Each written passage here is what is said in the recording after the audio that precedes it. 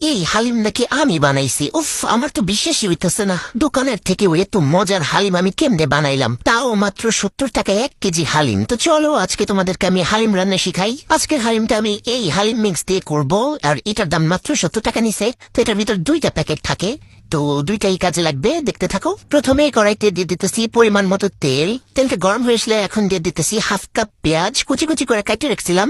এখন পেঁয়াজটাকে একটু ঘুটাই নিয়ে ভেজে নিব। এরপর একদম অল্প করে আদা বাটা রসুন বাটা দিয়ে দিতেছি, সাথে মরিচের গুঁড়া আর পরিমাণ মতো লবণ দিতেছি। এখন মশলাটাকেও একটু ঘুটাই নিব।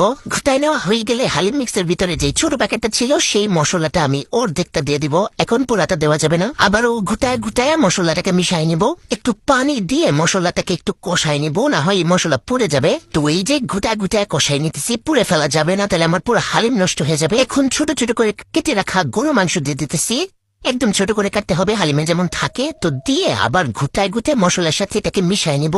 মিশাই নিয়ে মাংসটাকেও ভালোভাবে একদম ভালোভাবে কষাই নিতে হবে। তো এই যে ধৈর্য সহকারে কষাই নিতে হবে, ঘুটায় ঘুটায় কষাই নিতে হবে। তারপর ফুটন্ত গরম পানি এখানে দিয়ে দিব সিদ্ধ হওয়ার জন্য। মাংসটাকে ভালোভাবে সিদ্ধ হওয়ার জন্য পানি দিতেছি, বুঝতে পারছো? তো এই দিক দিয়ে মাংসটা সিদ্ধ হইতে থাকুক, আমি অন্যদিকে অন্য কাজ করি।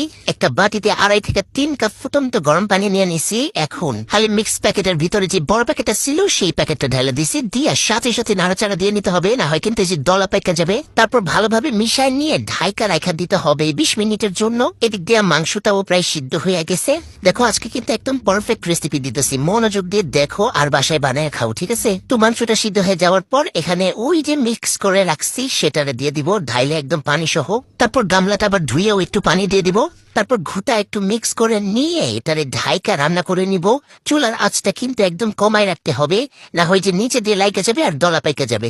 কিছুক্ষণ রান্না করার পরে ওই যে একটা মশলা রেখে দিছিলাম সেটা পরোটা দিয়ে দিব এখানে। তারপর মিক্স করে নিব। আস্তে আস্তে এর মধ্যে বুদবুদ ঘন হতে থাকবে, তখন বুঝতে হবে যে এটা প্রায় রান্না হয়ে গেছে। 25 মিনিটের মতো রান্না করলেই হয়ে যাবে। তারপরে যে বাগার দেওয়ার জন্য এখানে পেঁয়াজ রসুন আর মরিচ ভেজে নিয়ে এর মধ্যে দিয়ে দিতেছি। বাগার দেওয়ার পর আরো কিছুক্ষণ রান্না কইরা এর মধ্যে দিয়ে দিব ধনিয়া পাতা।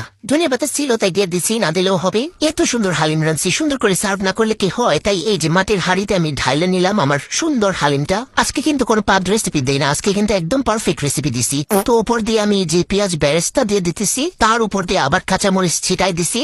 তার উপর আরো দিয়ে দিলাম শসা, কুচি করে রাখা শসা। 2টা লেবু দিয়ে দিলাম। এই যে লেবুটা চিপড়ায় হালিমটা যখন খাওয়া হবে না, মনে হবে যেন অমৃত খাচ্ছি। কে কে দেখে খেতে ইচ্ছে করছে? বানায় খাও, দোকান থেকে কিনে খাইও না, কারণ এত মাংসও পাবা না আর এত মজাও হবে না। আর 70 টাকায় তুমি খালু ডাকলেও এত হালিম পাবা না। নিম্নে তোমার এখানে 600